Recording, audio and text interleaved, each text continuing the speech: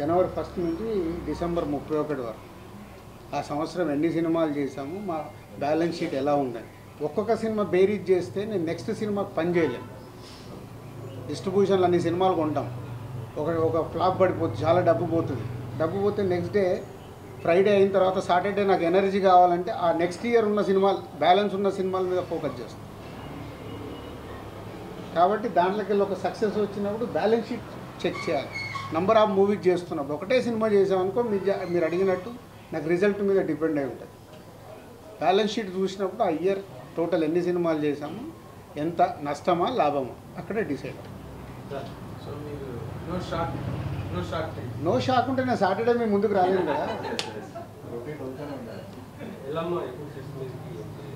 Rowdy Janardhana, Yellamma 2 ready అయిపోయి 2 almost April మేలో take of.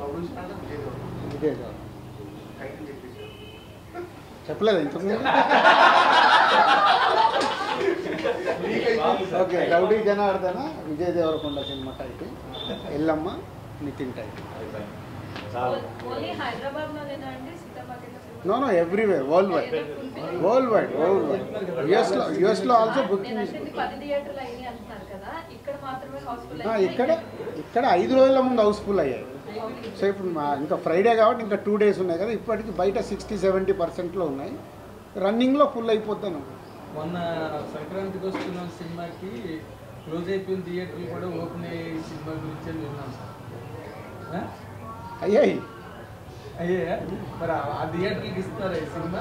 అంటే అది మళ్ళీ నా ఏరియా కాదండి, అది కింది వరకు ఎవరి దాళ్ళు అది డిస్ట్రిబ్యూటర్ చూస్తాడు, ఎక్కడ వేస్తున్నారంటే మాకు ఇన్ఫర్మేషన్. Okay, thank you.